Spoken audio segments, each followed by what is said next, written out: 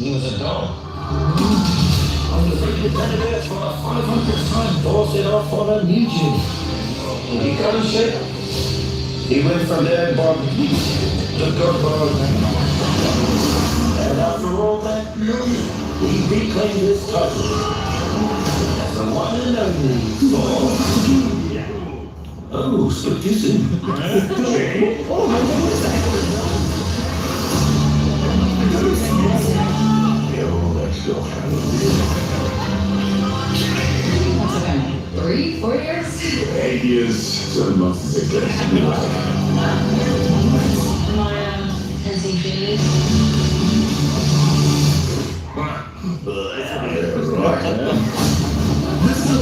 The only ones who got here. There's some shots.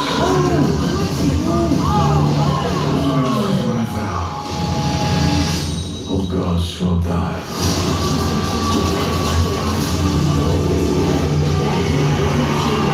I must say that was very, very impressive what you did back there.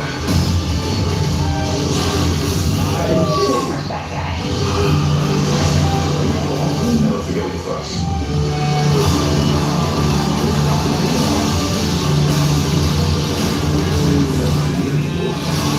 Like the other gods, knock it off. That's what we're fighting for.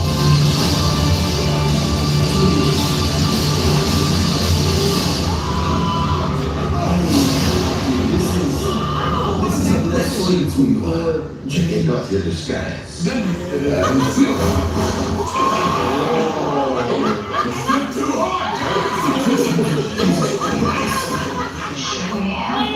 You're that silly, right?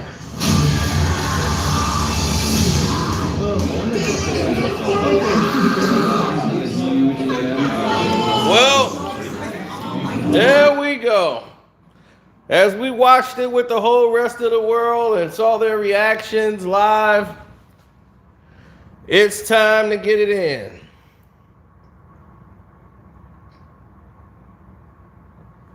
Thor, Love and Thunder.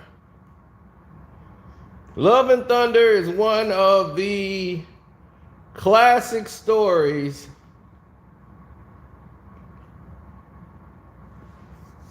of Thor from the comics, which deals with Gorr the God Butcher.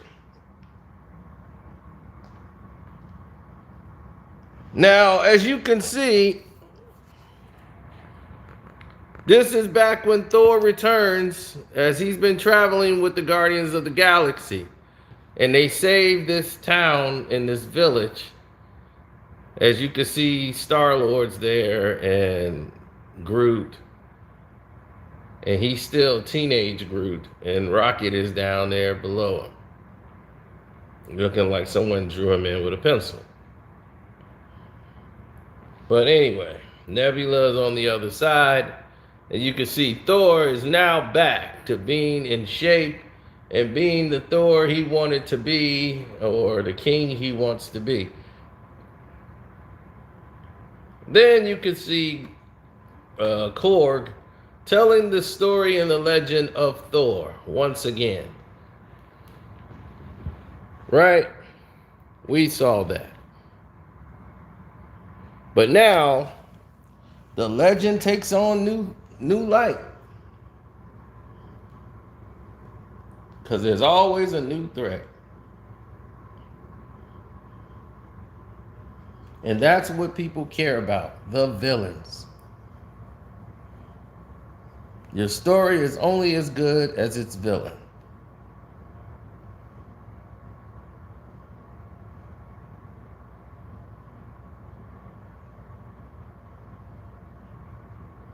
Well, Korg travels with Thor.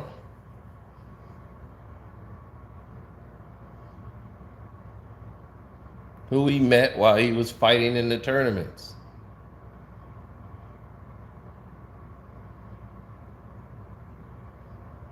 Now, from what you see here, Mjolnir has been repaired.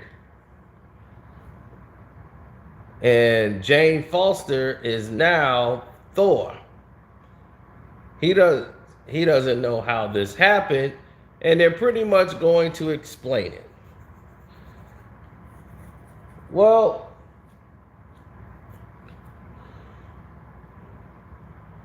she probably was deemed worthy. Some explanation can happen to where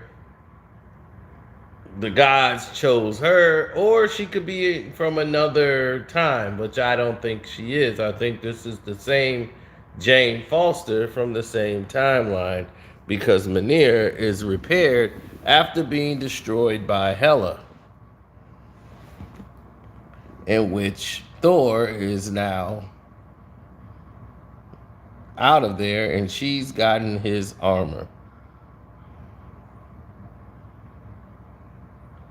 Now, this makes it weird, because now does this make her a god?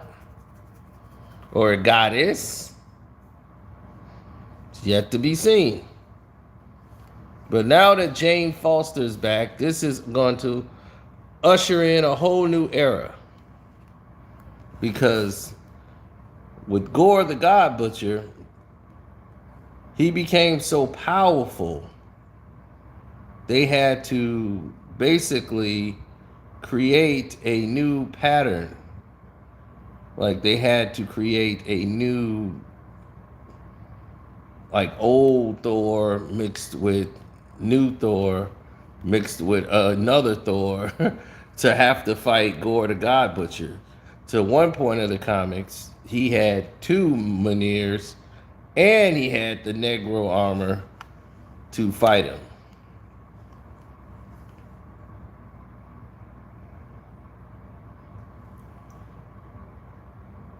We've never seen Thor with this new armor of his.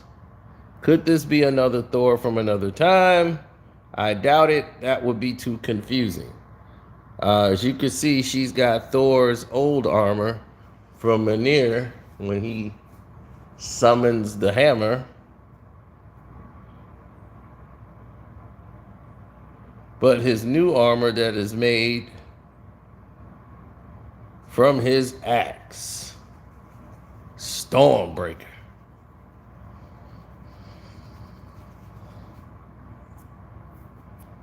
Now,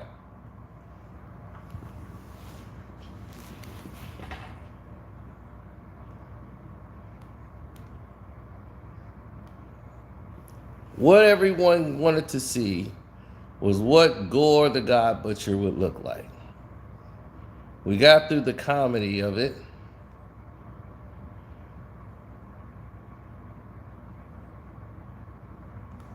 And the first thing they show you is the sword, which is supposed to be the Negro sword. The Necro sword, or it's just the Negro sword, which means black. The black sword of energy, which consumes Gorr the God Butcher. His story is sort of like Black Adam's. He was on a planet where it was just starvation, and people prayed and kept faith in the gods, even though the gods didn't seem to show them much love, and he felt the gods didn't care after his wife and children died from lack of, means. He cursed the gods, and they banished him, and while he was banished, he saw two gods fighting, and then his anger and despair and his energy, the Negro energy, went to him, and he used it and swore to destroy any gods, and all of the gods rather, he ever came across. That was his mission in life, and nothing was going to stop him. But his unique look from the comics has changed with this version of him. But he looks campy and creepy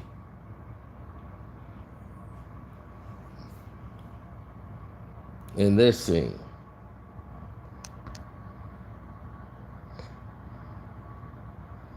As this is the best opening scene of introducing Gorr the God Butcher. When Christian Bale opened up and came out of that hole,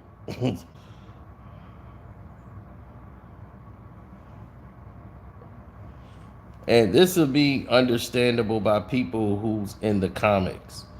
You know, YouTube, let's say the fans on YouTube and everything else, they are different or indifferent to what's getting ready to come next.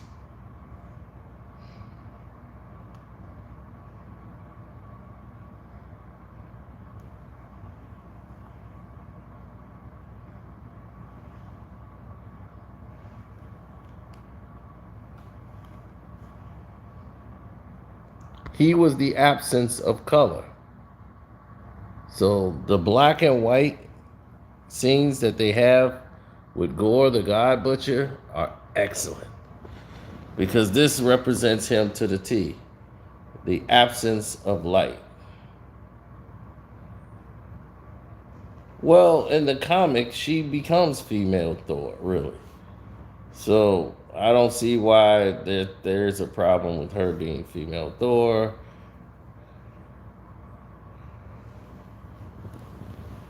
It makes sense with the story. I mean, she's yet to play, like, she was good in the first Thor. I didn't feel she was bad at all. Thor 2, that's when she phoned it in, because she didn't even want to do that film. She was under contract, and I guess she didn't understand what the contract meant. She had to do the film.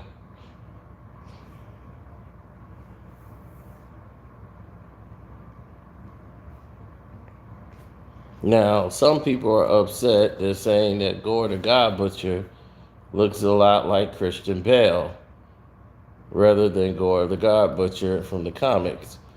I think they want to take from the comics, but actually create their own God the Butcher.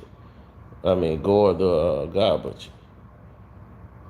Now, to me, he looks incredible. But the scene that got everybody, and I'm going to show you the scene that got everybody, is the scene that they don't even understand what they're actually looking at, because this looks like Christian Bale. You know, that's Christian Bale in makeup. But he looks like Christian Bale. He sounds like Christian Bale.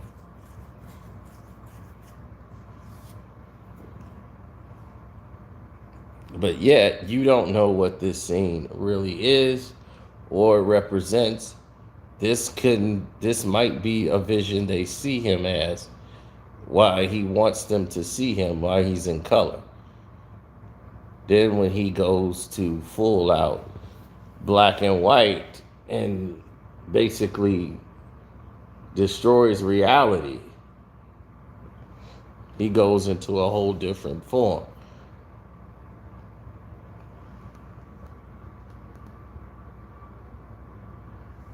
I think this will be a movie in which surprises might come, and it is the most colorful I've ever seen of a Marvel film ever. I thought there was a lot of colors in Ragnarok. The director, what's his name, Tahiti, he just overdid it. In this one, he went full out. As you see, Jane Foster is doing quite well as Thor.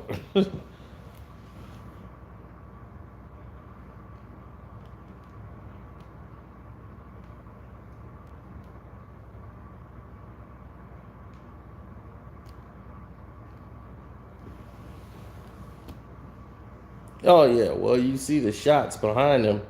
Now, what you could actually see that's occurring behind them, I don't know if you could see it, but it looks to me as the universe is breaking around them.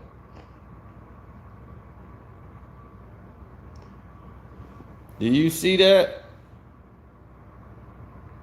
Just like it was in Thor. In Loki. It kind of looks like the universe around them seems to be cracking or forming itself. There's no longer any structures, and there's a lot of branches everywhere. What's up, T? Well, we're gonna have Secret Wars. I don't know if it's gonna be called Secret Wars, but we're gonna have that one. Yeah, incursions. But this is the most colorful one we've seen yet.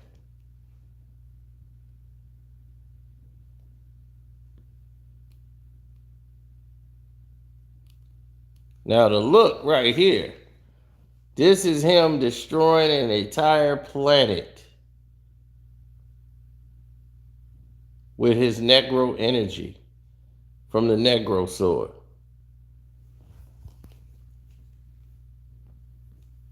But by it being television, it was only so much they could show while children was watching on Gorr the God Butcher.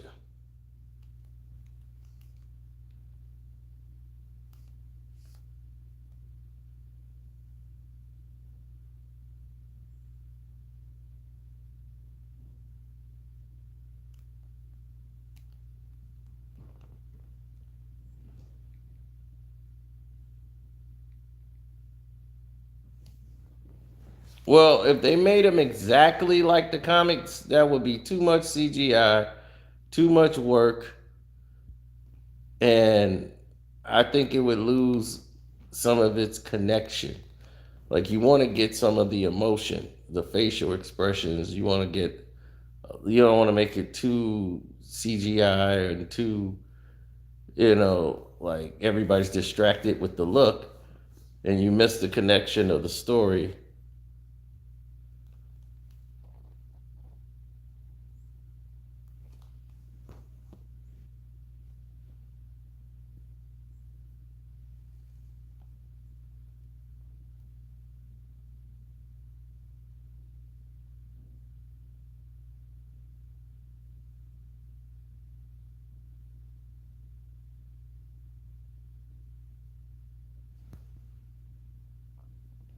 Great shot right here, Christian Bale, being Gorr the God Butcher.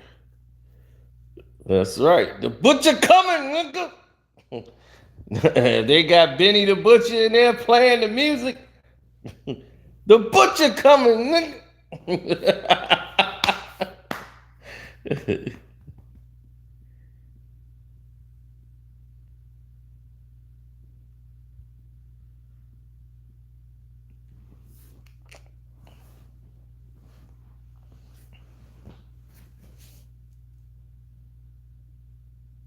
Oh yeah, it was definitely on. Right here. It's definitely on.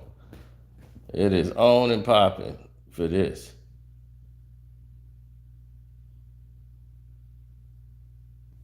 That's because Gorr the God Butcher was always like he was wiping everybody out in the comics. I mean, him and Thor had some epic battles, and that was the thing. He kept coming back. That's what made it crazy.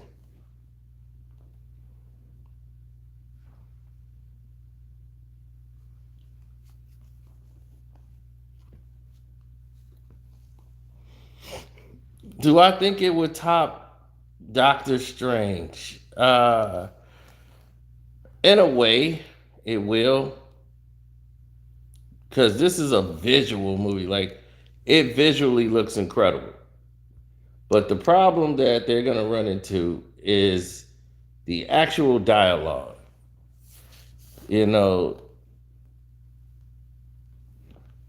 Tahiti, the thing that he does is comedy. And sometimes it takes away from the film when you got too much comedy.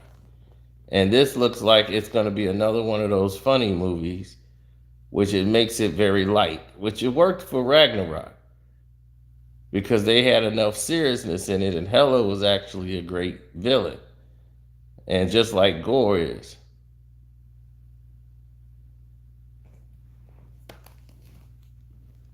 But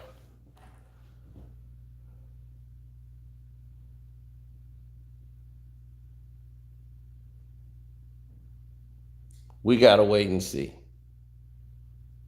Yeah, it could ruin the connection of a film because this is serious. It wasn't a lot of jokes dealing with this.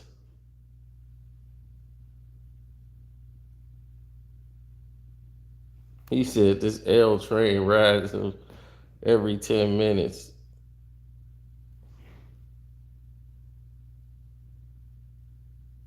Well, you want to keep pushing it. That was the thing about Thor. Thor was like, man, his best actions and fights was in space. They weren't on Earth. And that's why I'm like, they ruining Thor by keeping him on Earth. Most of his battles are not on Earth. Why y'all keep doing this?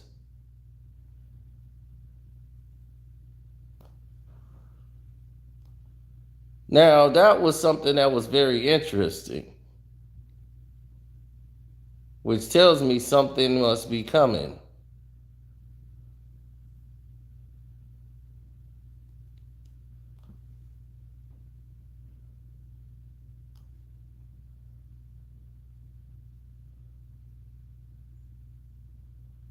As you see, Thor is played, Zeus is played by Russell Crowe.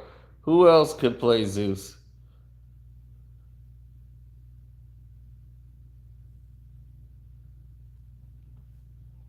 Now, on this planet that seems to be getting destroyed, you see Valkyrie is fighting Gorr the God Butcher with the actual boat from Zeus, which means that Zeus was wiped out by Gorr, and she's now got it, and she's fighting Gorr the God Butcher, seemingly like with that actual boat, but she's not a god, so we have to see.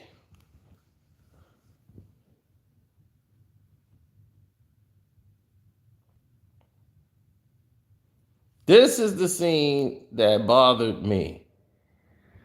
This is a scene that seems as if it looks as if on this scene he's dying. And it looks like this is a scene where they kill it. And it shows his vulnerability. I don't think you should show in the first trailer. I've never liked trailers that seem to show a death, of the character in the trailer. I've never liked those. Or you show an end scene where the fans can see that takes away from the film. So in this scene, it looks as if he's been hurt or mortally injured in this shot.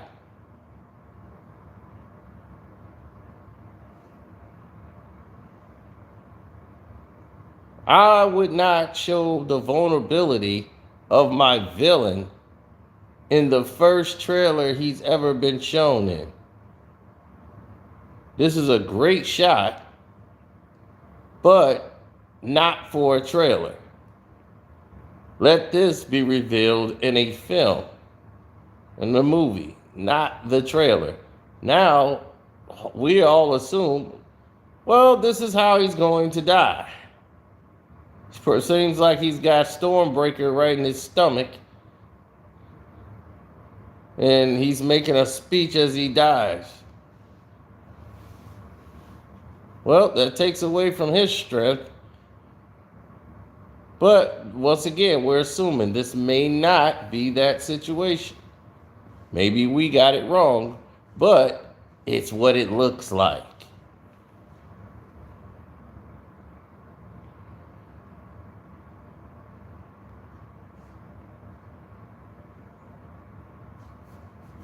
Here you see Gorr the God Butcher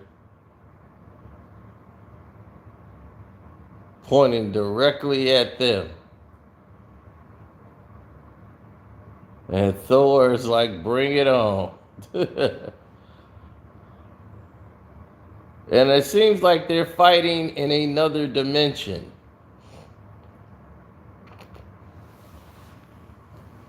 because the Negro sword had the ability to do so. Put them in another dimension.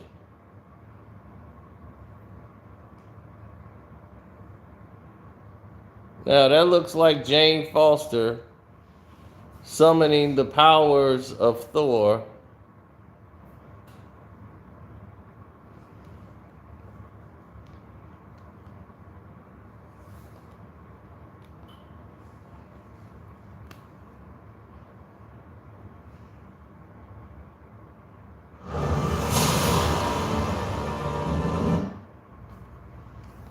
Then the scene for the women. Thor clothes get knocked off. All the girls were screaming when they played this during the NBA Finals. All the girls pass out. And then the women sitting there eating grapes, looking at the men. So there you have it. Thor, the Dark World trailer. I mean, not the Dark World, but Love and Thunder. It kind of looks like the Ragnarok trailer. They did the same thing with Ragnarok. And they had the cut scene and they cut back. And then you saw Hulk flying in the air finna hit Satan with this Hulk smash. So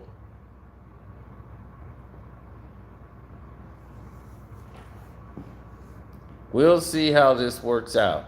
This might be the first Thor movie that don't have Loki in it. But it seemed like Loki would be very key in this battle.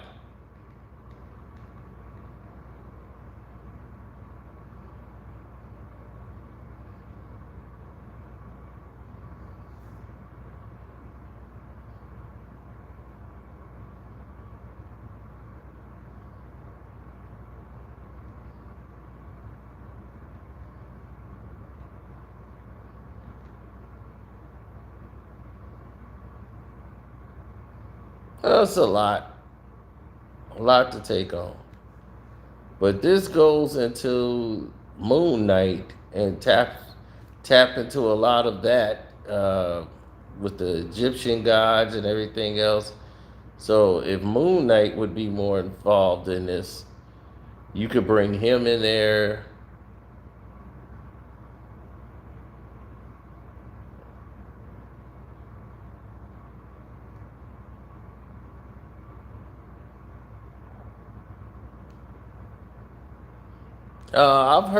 I've heard a lot of the Marvel scripts already. I just hadn't made a video on it, but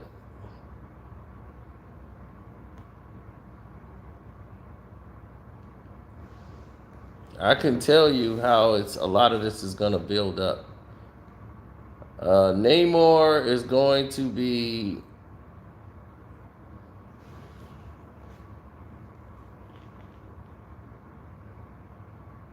the villain in Black Panther 2.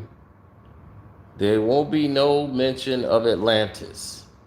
Atlantis has already been basically claimed by DC, so Marvel don't want to fall into the realm of using Atlantis. So that's out. So now, since that's out,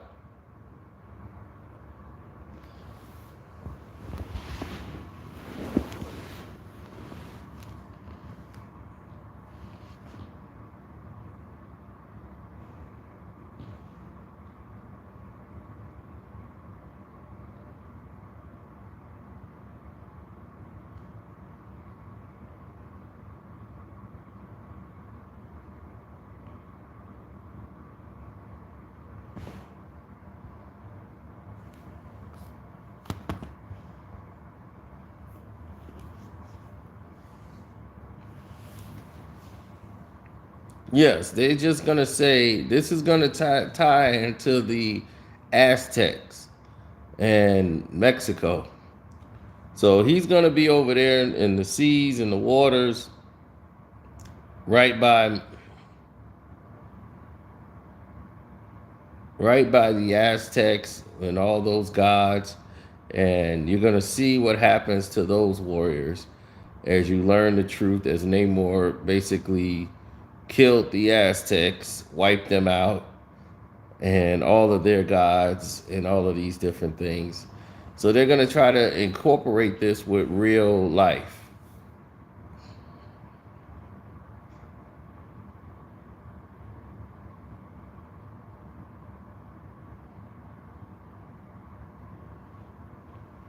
So they're basically making a new origin story for Namor as it's going on now.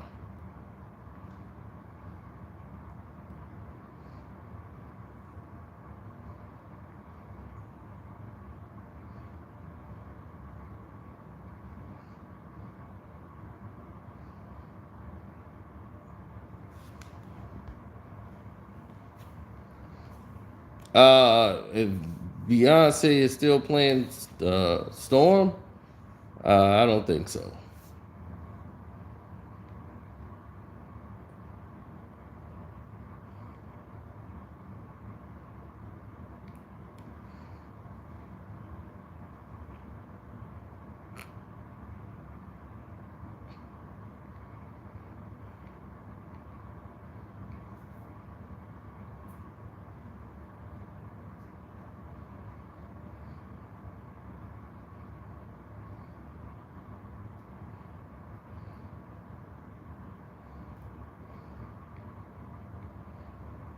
Mm-hmm.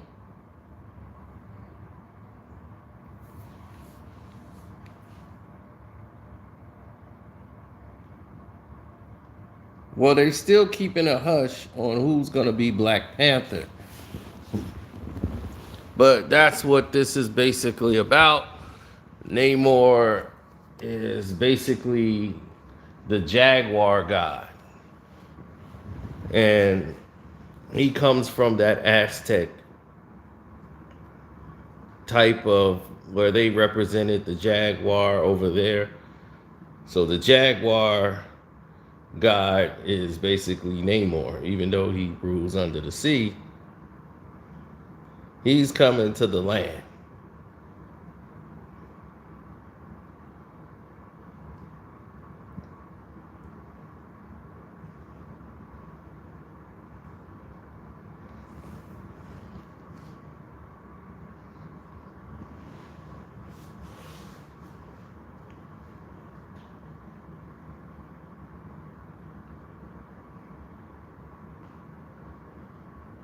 Well, the Panther, the bus queen, she's gonna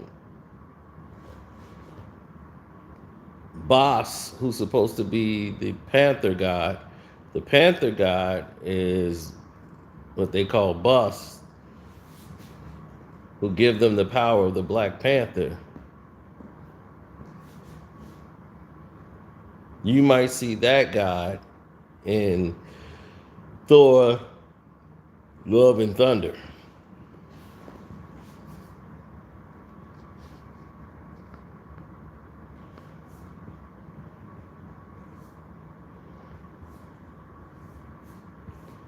Now, the way it's going, they have a lot of different new characters they're going to bring into the Black Panther Wakanda Forever.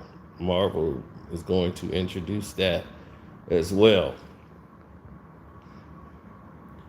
Some other black characters that they want to give some light to, even though they had nothing to do with the Black Panther storyline, really. But they mix in with Namor and some other direction that they want to go into. Now,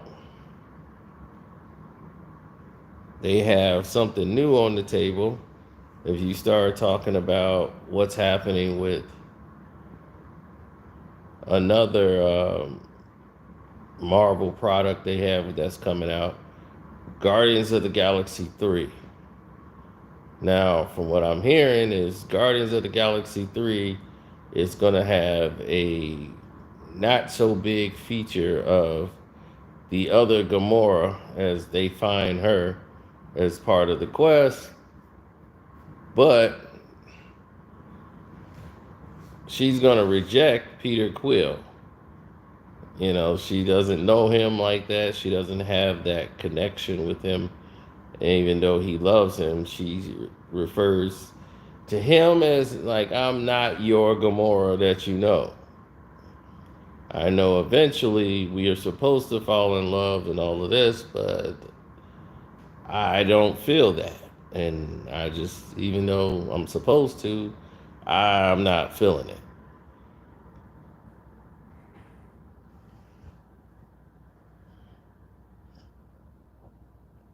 And they was like, this is the guy, like they said in the Avengers movie Endgame. Now, here's the thing.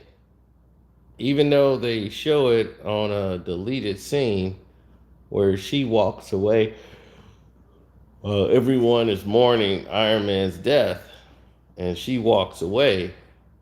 How is she still present when Tony made his wish? Gamora should have went with him. She should have turned to ash or disappeared with Thanos.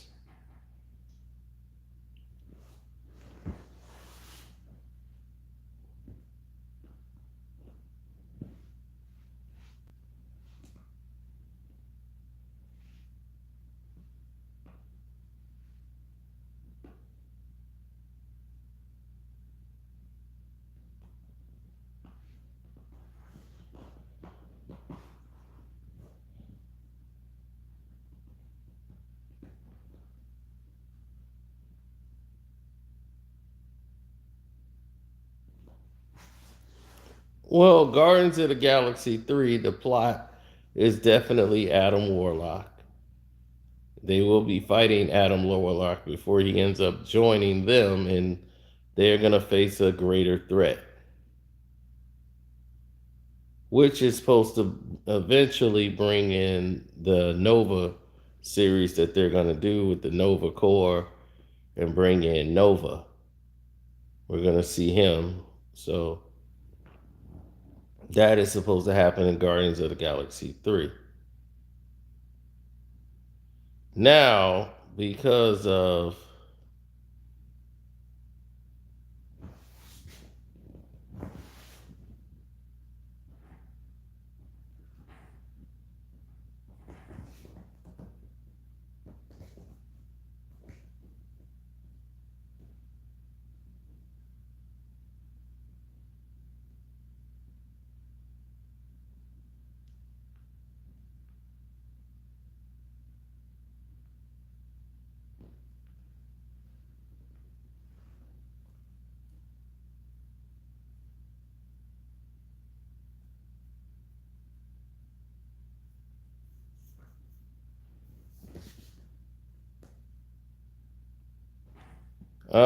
Ant-Man and the Wasp, the Quantum Mania, there's been some secrets in there, but Hank Pym dies, gets killed by Kang the Conqueror. Kang the Conqueror ends up killing him. The mom survives, but Hank Pym dies. And Ant-Man gets into a fight with Kang the Conqueror, who ends up, when he turns into basically small as an ant, Kang squishes him and paralyzes him. And the daughter has to come in and defeat him. Casey Lang she takes on the mantle of Ant-Man and ends up helping him.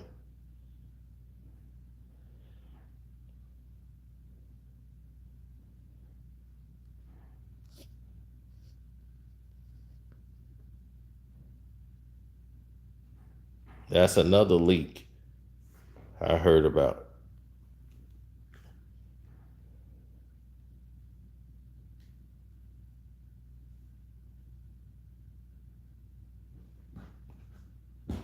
No, I didn't do the review of Kendrick album yet because I'm still kind of sitting with it.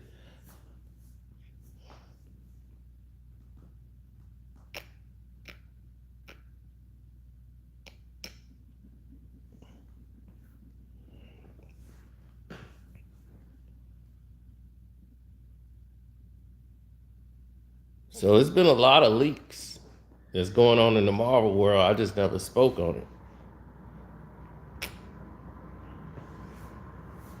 Sometimes Marvel throws leaks out there to try to confuse people, to throw them off the scent if they're close to what's going on.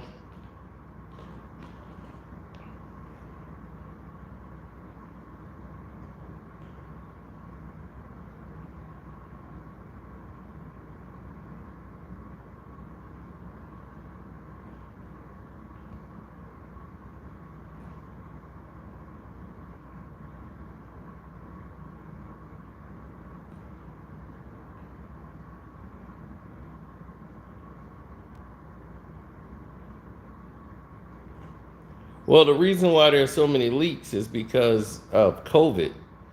COVID, a lot of these movies were in production while COVID was going on, and then COVID shut things down.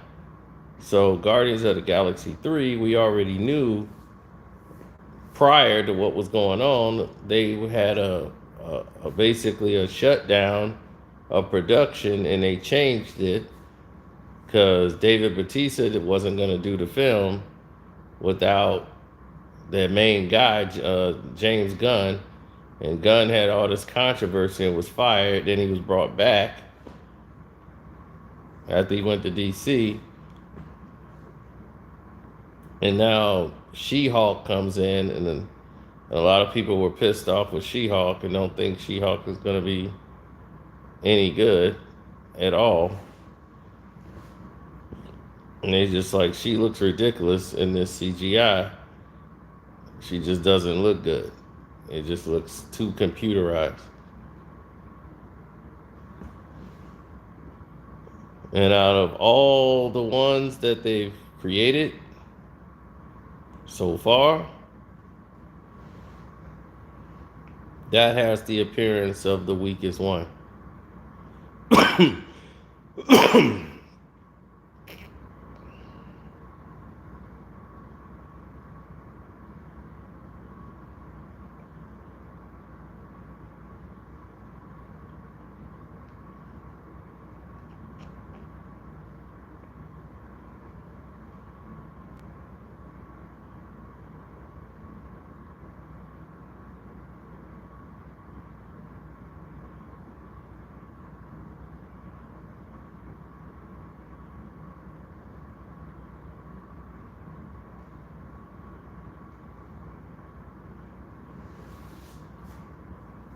The Marvels, I don't know about the Marvels.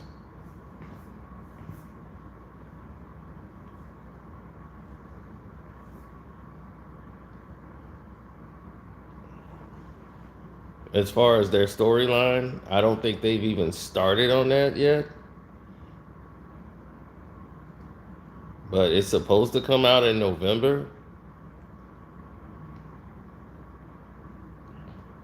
It's November this year, so I guess they've already filmed it, or they're filming it and finished already. But the Marvels is too much estrogen in that for me to really be interested. But Miss Marvel and Captain Marvel team up smash film is going to be right off the stem of this film that you're going to see here, where you're going to see Miss Marvel, Captain Marvel, and then you're going to see the daughter of I can't think of Rambo, Maria Rambo. She's going to be in there. So all three of them, the Marvels, all together for a whole woman smash up. And Marvel's doing this thing now where they're going complete estrogen. This woman feminine movement that they got going on in Marvel is, my goodness, a woman has got to rule every damn thing in superhero history. They just gonna rewrite the whole history, you know.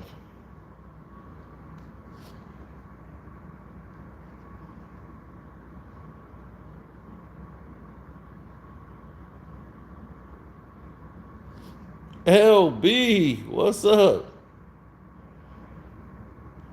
Yeah, they got her doing it just like initially. Soon as she get her powers, she's still looking like, like Professor Hulk. Professor Hulk wasn't Professor Hulk when he first started out.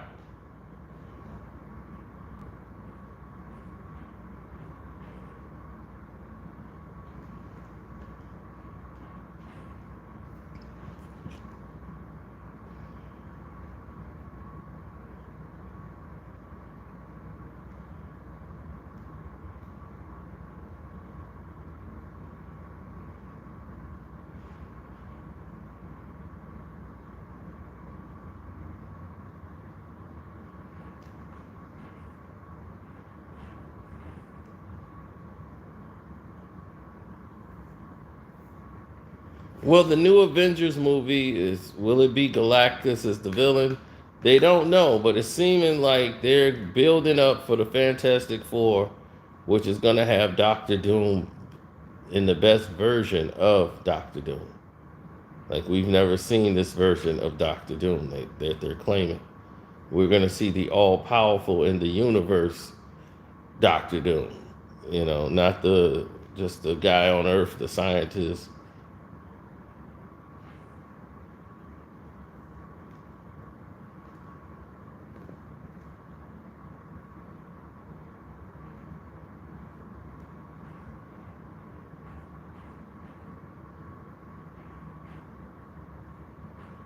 Yeah, you're gonna see the Nova. That's gonna bring in the Nova series with Nova because of what happened with Thanos on Nova. The way they came through, they got a Guardian, and this is where Nova comes in at, and he helps them actually with fighting Adam Warlock. So then Adam Warlock is gonna eventually join the Guardians of the Galaxy, and then they're gonna have to fight a new threat in that series. But like I said, Peter Quill is gonna find Gamora, and she's not gonna be with it. Like she's not gonna be in the movie this much. Her role is gonna be small, as she's not really in the Guardians of the Galaxy anymore. That's why she's not in Thor: Love and Thunder. They're searching for her in the galaxy as she's going throughout the galaxy, and then it's like at the scene near the end they find her, and she tells him stop looking for her. She's not the Gamora he fell in love with, and she doesn't know him, and all of these things, and go live your life. The Gamora you had, she's not here anymore. I'm just trying to figure out everything on my own. Y'all had adventure together, a life together that I don't know. So basically, he does all this chasing to find Gamora, to find her. So basically, she tells him this in like 10 minutes, and that's all she got for the movie. So she's out of it. And then he ends up falling in love with her sister, the one that's in the Guardians of the Galaxy now. So now they getting it on.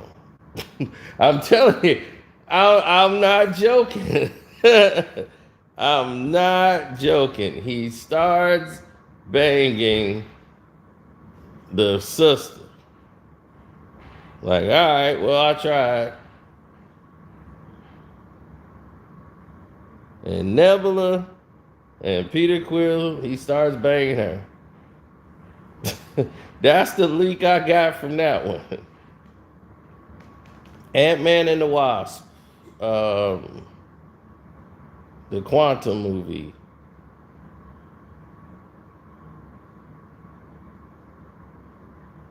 Well, that's a whole different reality. And the Quantum movie, Hank Pym dies. That's in February. Quantumania, Ant-Man and the Wasp. They got the Wasp, so they don't need him no more. So what's going to happen, Ant-Man and the Wasp, and what you see there, Quantumania, February 17, 2023. Ant-Man, they going to be fighting Kang the Conqueror. You won't see Kang until this movie. King the Conqueror is going to show up in this film. And all of the stuff you saw in Loki is going to appear in this film here. And Hank Pym is going to die fighting King the Conqueror. And Kang is vicious in this film. There is no he who remains. It's Kang. And he doesn't play. Because they're trying to alter things back because of what happened with Loki and get the quantum realm and everything else in that world, get things back to normal. And Hank Pym ends up getting wiped out. The wife survives, but Hank Pym dies while he was suited up as Ant-Man. So now Hank Pym can't make any more particles because he's dead. So he's knocked out of the picture. Scott Lang starts fighting him with the Wasp.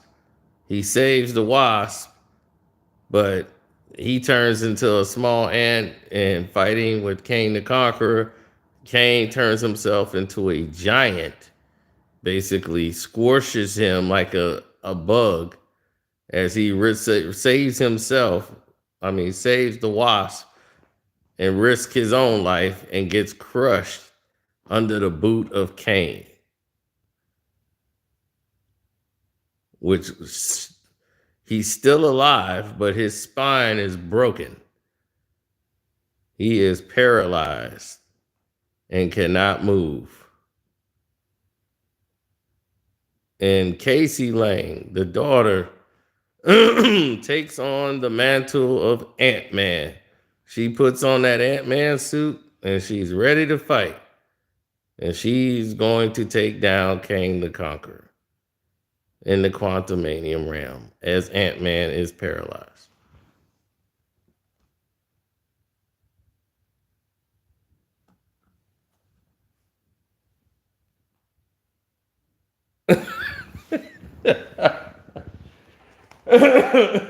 So it seems to me Marvel is going pro-woman. Long as the woman survives, that's all that matters. Hank Pym dies, Scott Lang paralyzed. I'm like, what the hell? Now the scripts got leaked. Like I said, because they had to close down, couldn't film, but they were ready to start shooting and filming. Then COVID hit and it threw everything off. So the scripts, all this stuff was left unprotected.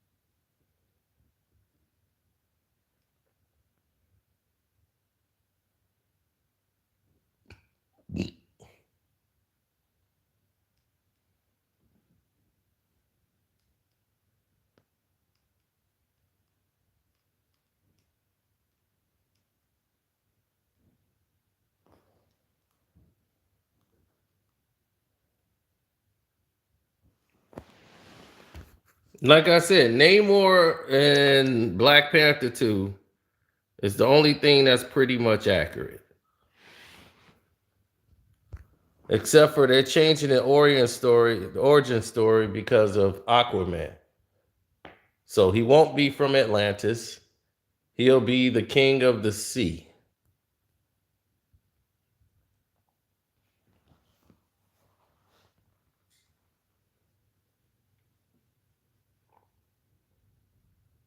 And he'll be from the shores, under the waters, from where, like right by Mexico, where the mystery of the Aztecs and the disappearance of their legacy and their history He's the one that basically killed all the Aztecs when they tried to stop him.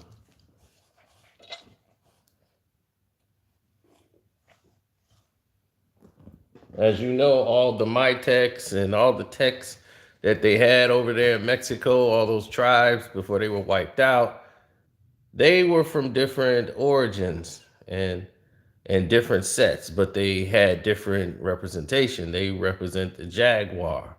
The jaguar was like one of the, and that's where he represents the jaguar. That was their symbol, the strength and power of the jaguar. And now they're going to be going against the Panther gods of Black Panther, who goes by the Panther god of Bus.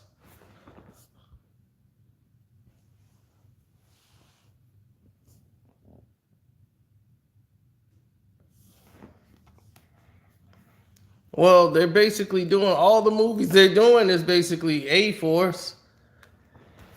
The Marvels is nothing but A-Force. You got the Rambo girl, you got Miss Marvel that's coming out, the Disney Plus series with her. Then you got this thing here. Everything, I mean, even Black Panther it's gonna be feminine. Everything is going on is all women, all right. They got Thor butt naked on the screen and the women sitting around eating popcorn and eating grapes, watching the naked man on the floor. Now let that be the other way around. If Natalie Portman got her clothes taken off and Thor and them sitting around eating grapes, it'd have been a whole big outrage on the internet. Look at this sexist movie. It's ridiculous.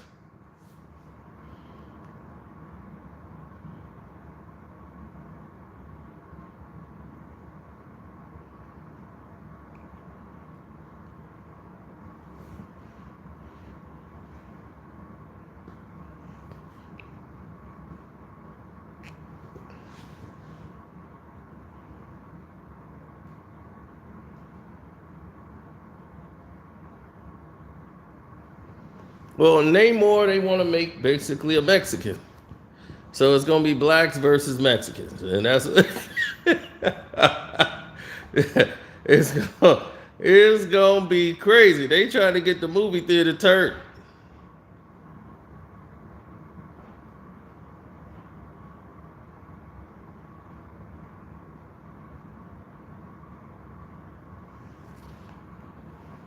They sent the image of what he was supposed to look like in the movie.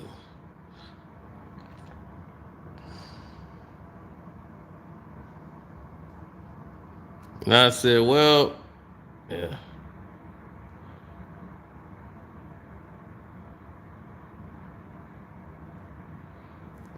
That looks too much like too much like something else.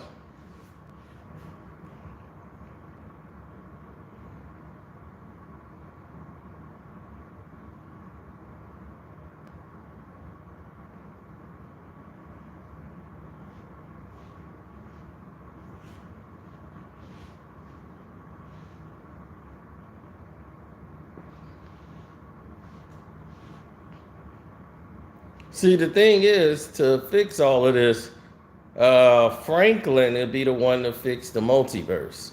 The only person that could fix it is Franklin Richards, Reed Richards, and Sue Storm's son. He's one of the most powerful characters in Marvel history. He could create universes.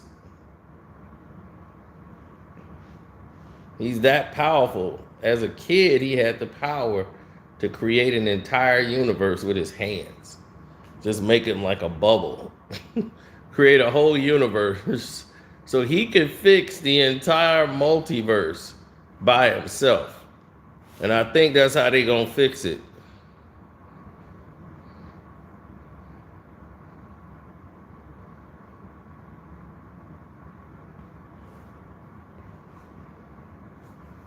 In that world, I'm quite interested to see what that would be, the fallout from that, because an incursion happened. We don't know what the incursion is.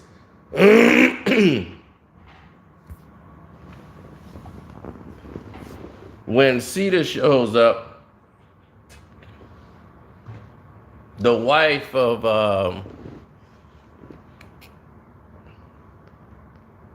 the future wife of Thor, I mean of Doctor Strange. Doctor Strange is not allowed to marry her because they're from two multiverses, so they're not allowed to marry.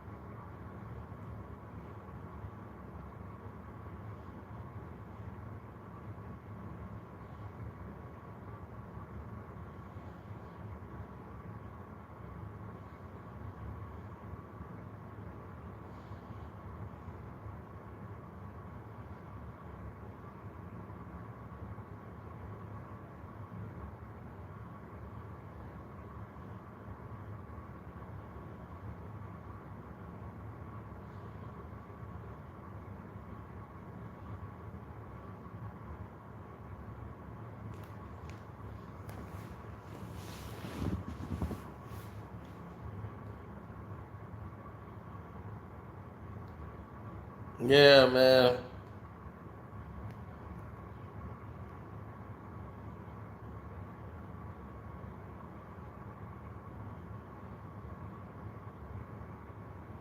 Yeah, she's not from that universe, so they can't get married. So they get married by the mystic arts.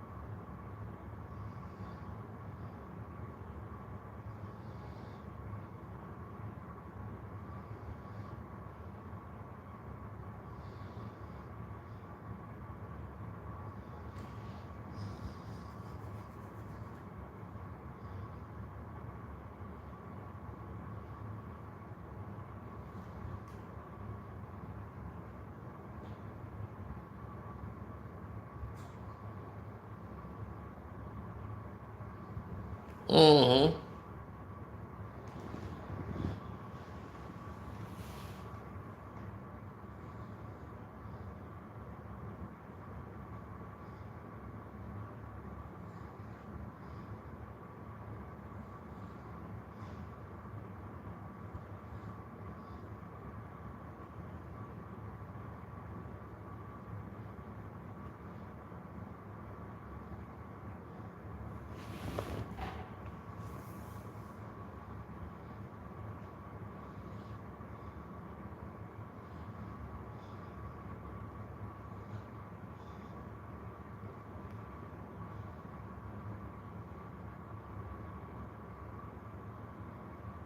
Oh, The Boys season 3. Yeah, that's something they got right over there on Amazon.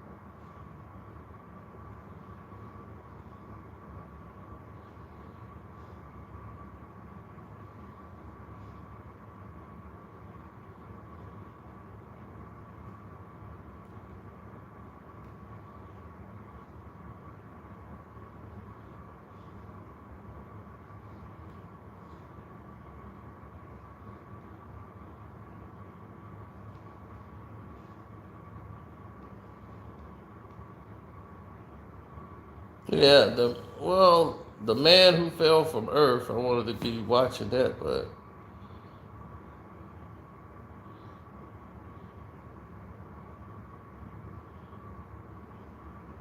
and I didn't watch Superman and Lois. I want to check that out.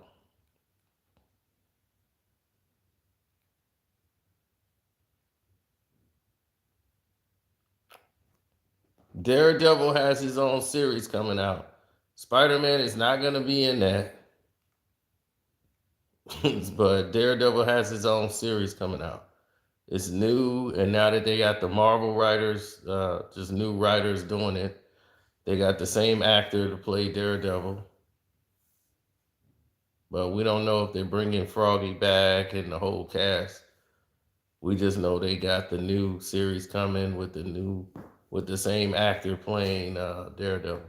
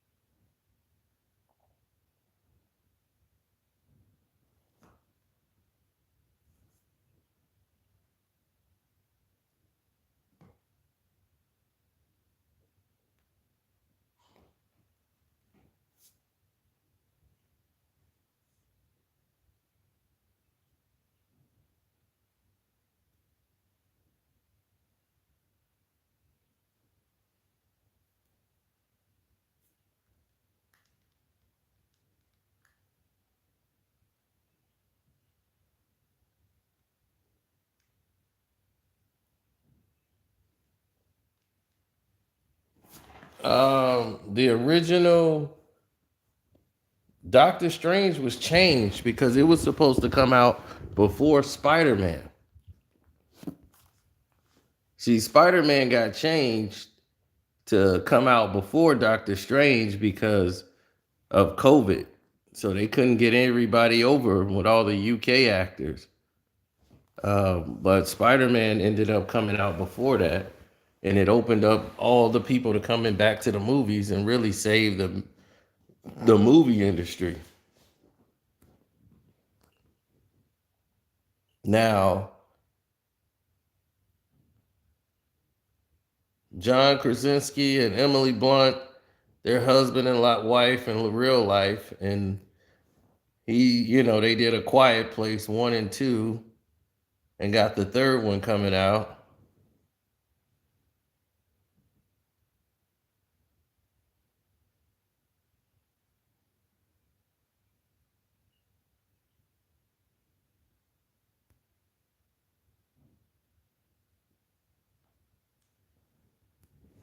Yeah, Wanda easily disposed of him, and he was supposed to be the world's smartest man.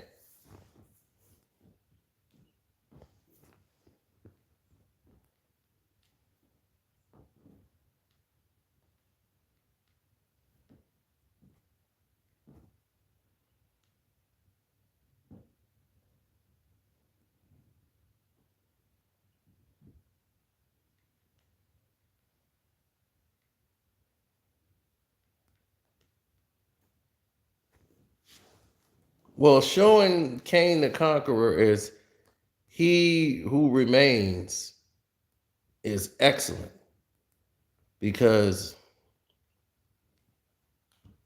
we don't know when Loki season 2 will be out, but whenever it comes, it's going to have to deal with Cain.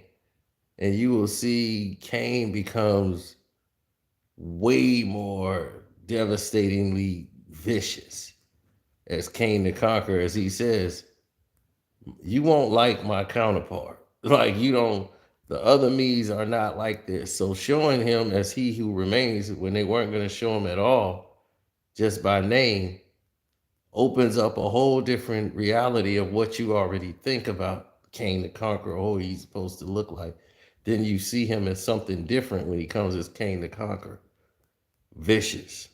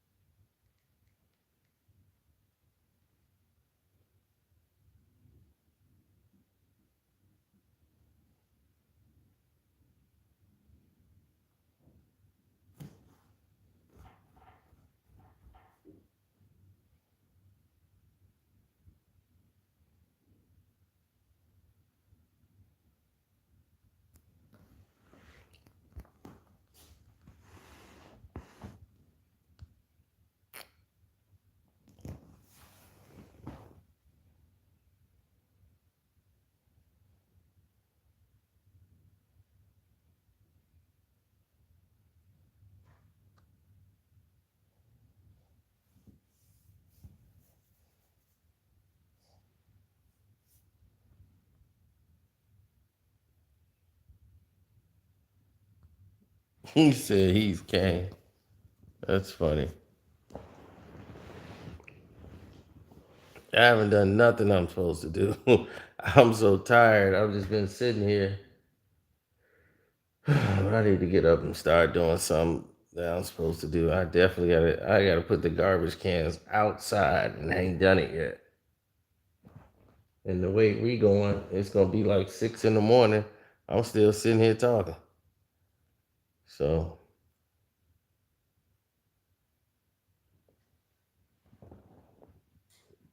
he might be, but I don't think they're gonna put him in Moon Knight unless they introduce Moon Knight into the Loki series or to the movies, or they come out with a season 2. I think they should just come out with a season 2 and just keep it moving. Kane was King Tut in one of the series. I think he was.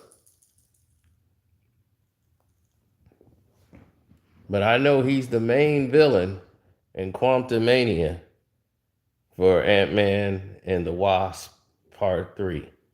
That series. Now that was supposed to come out this year, but because of COVID, it got mixed up and now everything got jammed together. That's why they had to alter the Doctor Strange movie because of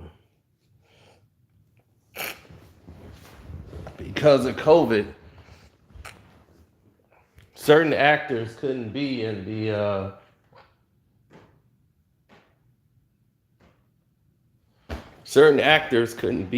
the movies because of COVID.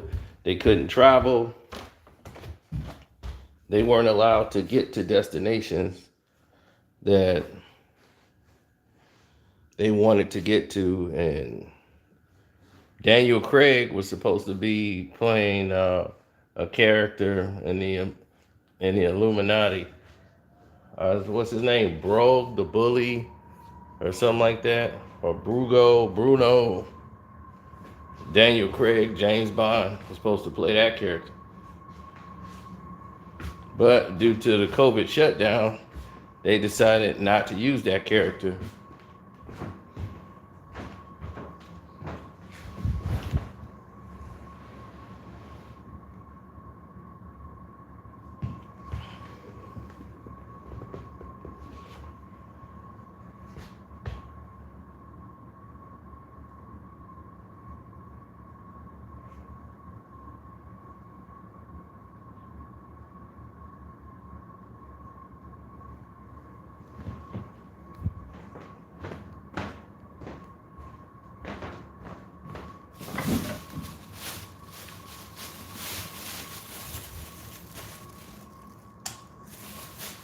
So bringing in King the Conqueror. I mean, not King the Conqueror, but there was a lot of people of the Illuminati that they were going to bring on and have a battle with Wanda. But the late addition was John Krasinski as the Fantastic Four as Reed Richards. That was the last addition.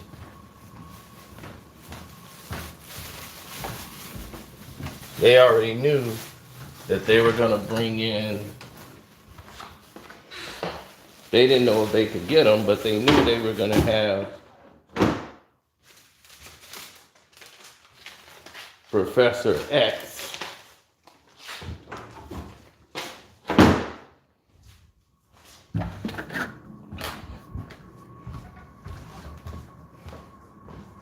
They were going to have him in the film.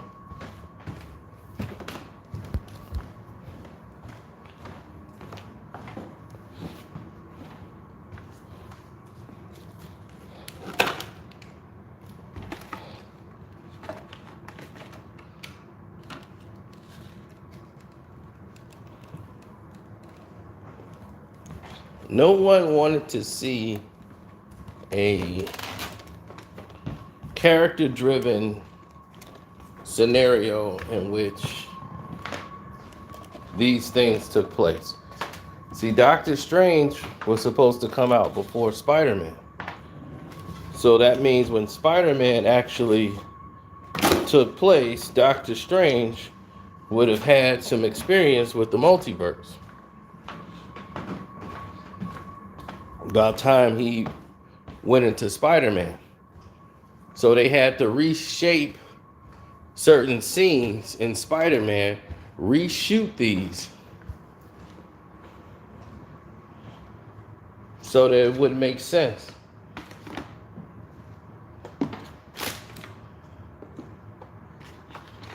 So that scene in the diner when he's talking to America Chavez for the very first time, and they're sitting down with Wong, that is a brand new scene that they added to the movie because Spider-Man came out first.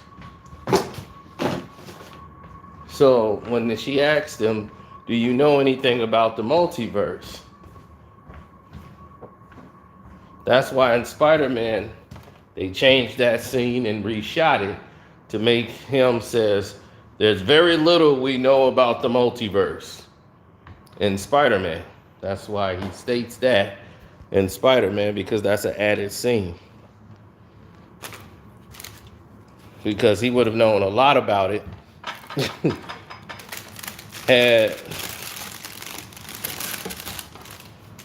had Doctor Strange came out first like it was originally supposed to do. So they added that scene to Spider-Man to show that, oh, Doctor Strange didn't know that much about the multiverse. Then, on top of it,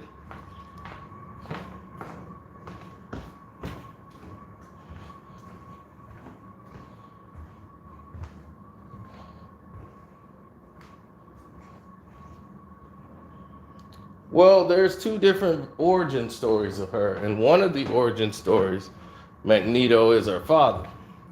So somewhere in the universe, Magneto's her father.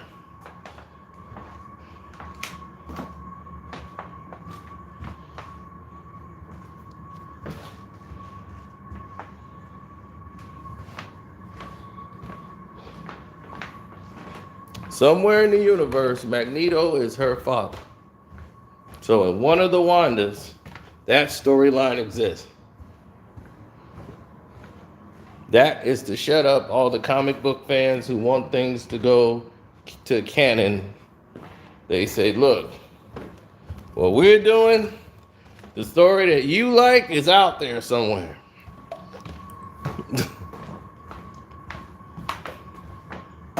It's in one of the many multiverses.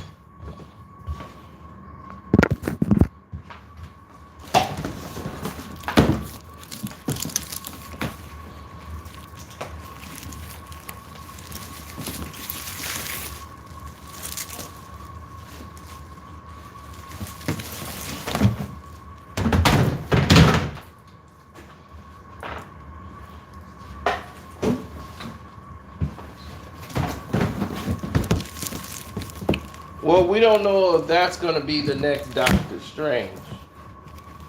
We just know that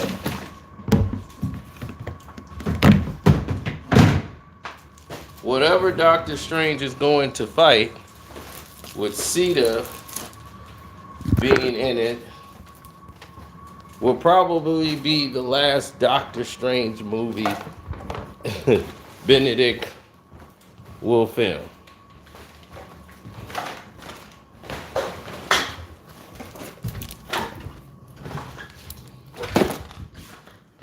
Except we know Wanda Maximoff is coming back.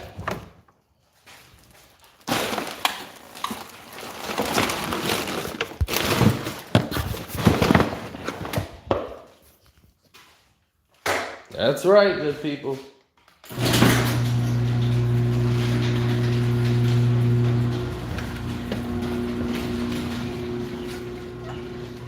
Wanda Maximoff is coming back. So you're asking me, did she die? She didn't die. They're gonna pull her out of the rubble like they did in the comics. Someone's gonna find her and dig her out of the rubble. But while she was unconscious, all her spells were broken.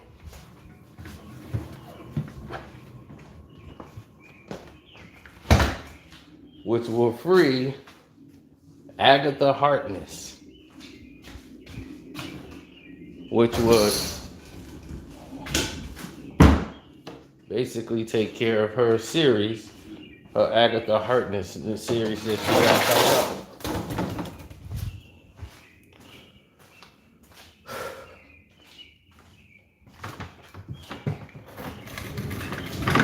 Now,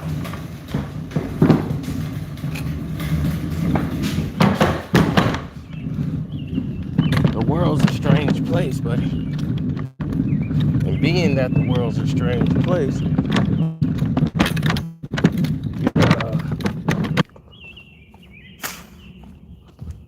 you have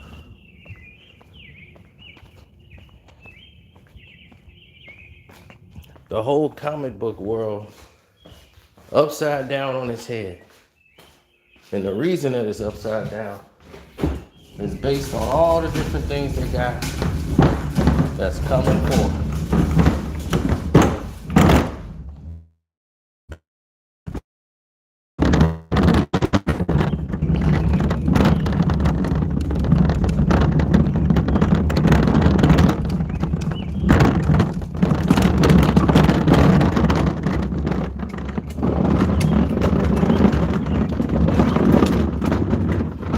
lot of people believe it's overkill, but it depends on people's like, man, they killing all the movies. They keep coming with all this stuff here. This is killing the movie business. Everything now is a superhero movie.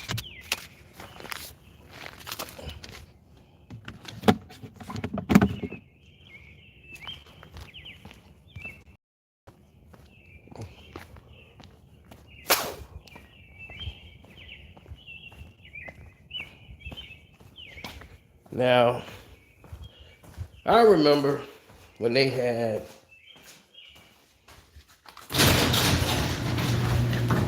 four to five different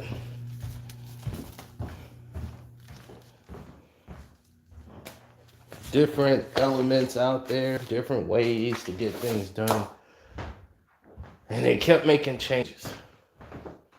This movie here ended up being a success, bigger than what they've imagined, and showed that film people can take the violent nature of film, and you don't have to Walt Disney it down.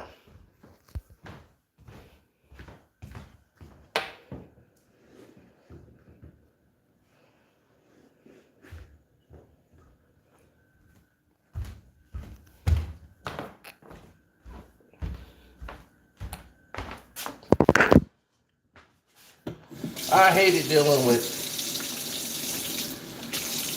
the conflict of others, you know? Creative conflicts on a movie. That's why you didn't see the Silver Surfer movie. Channing Tatum was gonna play Gambit in the Gambit movie. That's now canceled.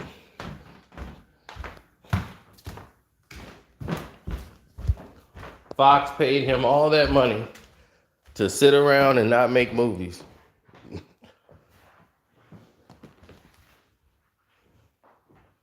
Now the Gambit movie is done.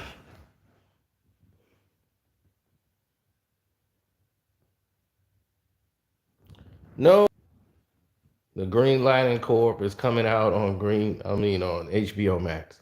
They just didn't think, with all the negative spin that came out about the Green Lantern movie, which wasn't as bad as they tried to make it out to be. They tried to make it look like the worst movie ever made. And that's mostly Marvel people going to work and spending their money sabotaging DC.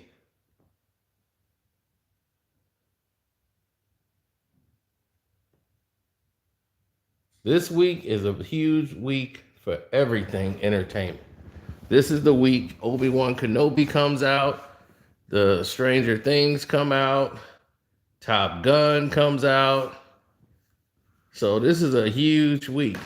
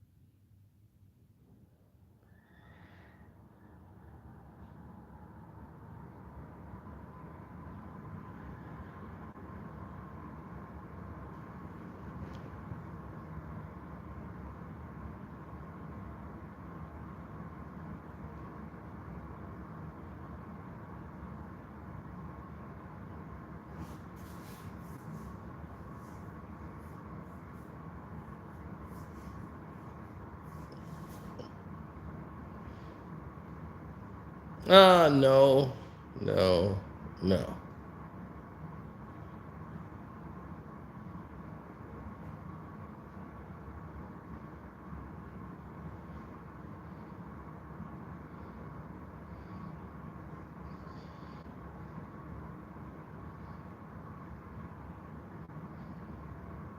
Mm-mm.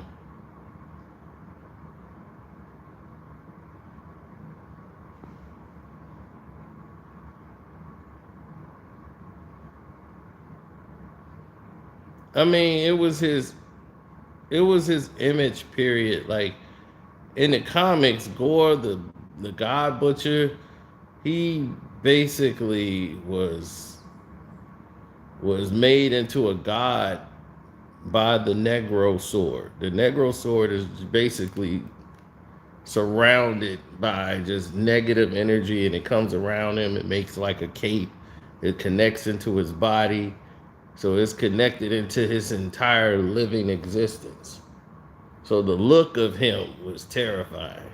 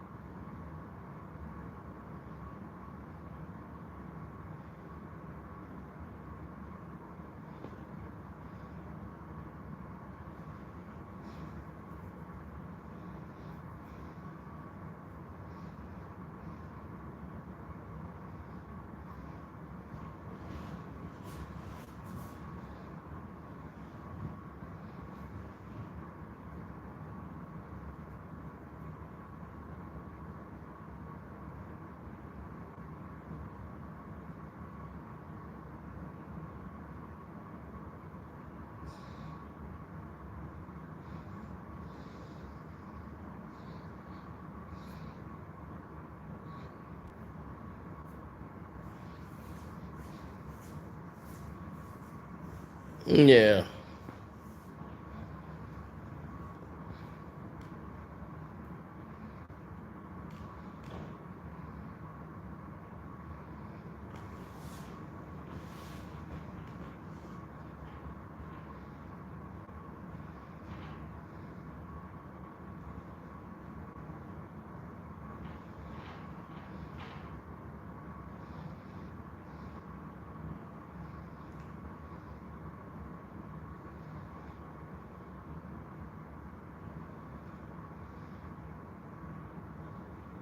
Mm.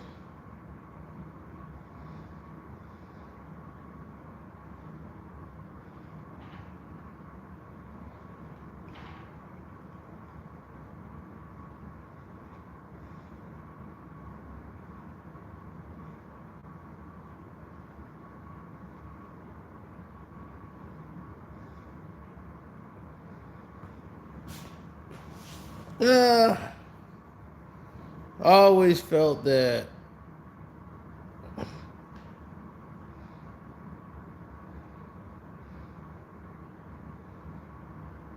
No, that was different.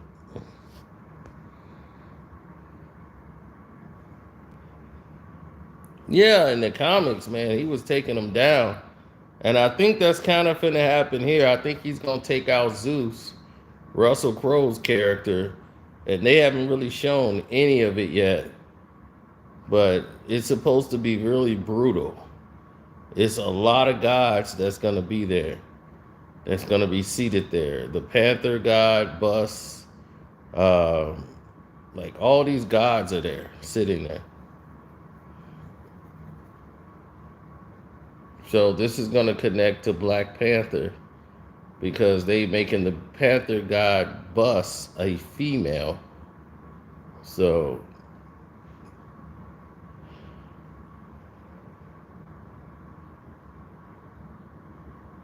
Yeah, it's clearly the best out of the Thor comics.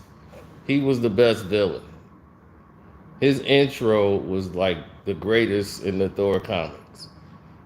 His artwork, everything. I mean, he beat the hell out of Thor. And this is back before Thor was worthy to get the hammer back. He beat the living hell out of Thor. Then he beat him again. Once Thor had the hammer, he came back, he whooped his ass again.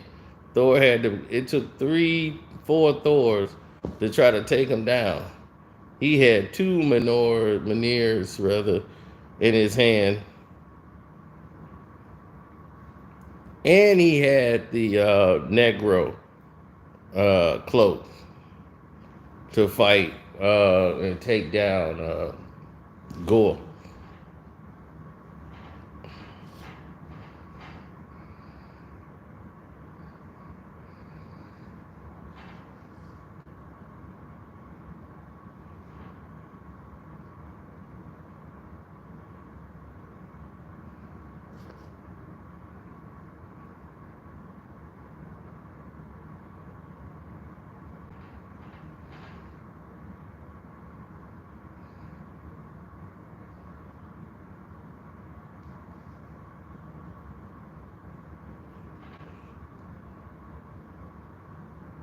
T. Curry, why do you come into chats and bring up things that have nothing to do with the conversation at hand?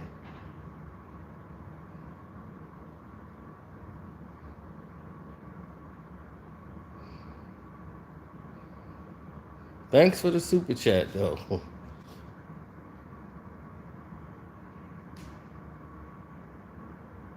Yeah. Well, that was the thing. His family prayed to the gods. They got nothing in return. Of course, they weren't. He lost his wife and kid, and he started cursing the gods, and then everybody banished him. Like, you gotta go. So they banished him into the wilderness of the unknown. And while he was banished, he saw a couple of gods fighting, and all the negative energy he had in him, the Negro energy, went to him. And man made him into a monster. So he vowed to take, the lives of all the gods because he felt like the gods only cared about themselves. But as you could hear from the trailer, he says, seems like he's talking to Thor. Said, "You're different than all the other gods I've killed. You fight for something that's worth losing. Like you actually care about people. The other gods don't. Gods only care about themselves, and that's it. So that's why he wanted to wipe them out."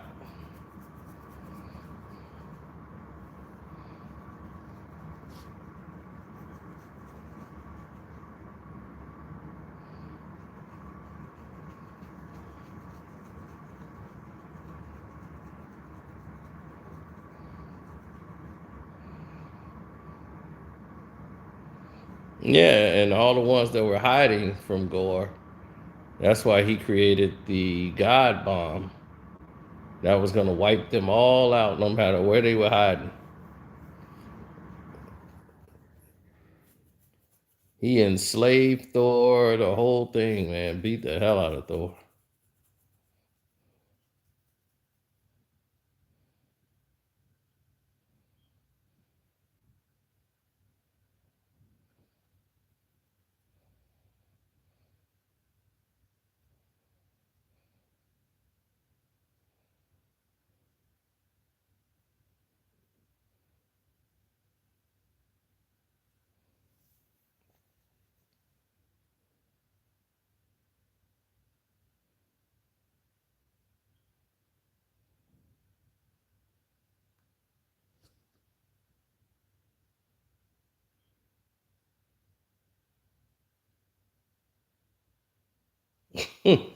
Dante, Dante, that is nonsense. She looking like a snack.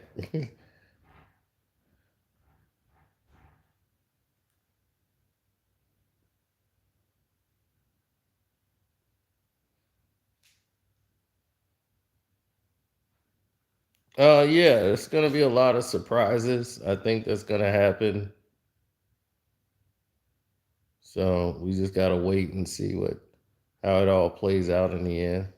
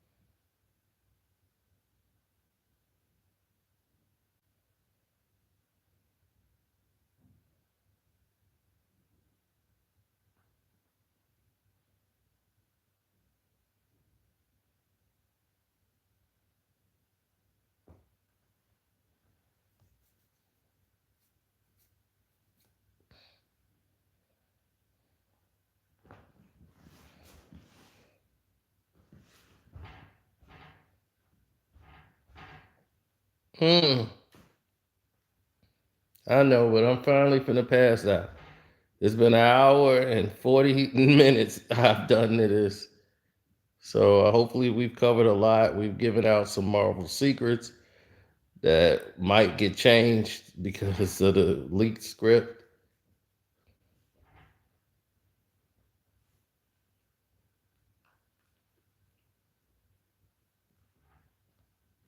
Drax is supposed to die in Galaxy Guardians of the Galaxy 3. The character Drax dies and joins his family, fighting up against Adam Warlock and unsaid villain.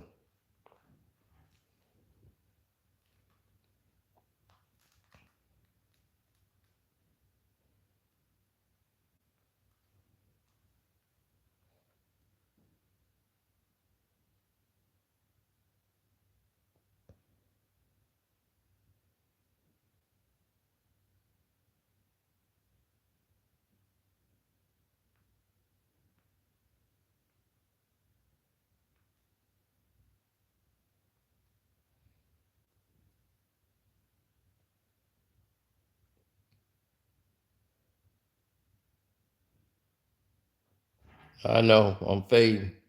I'm about to get out of here.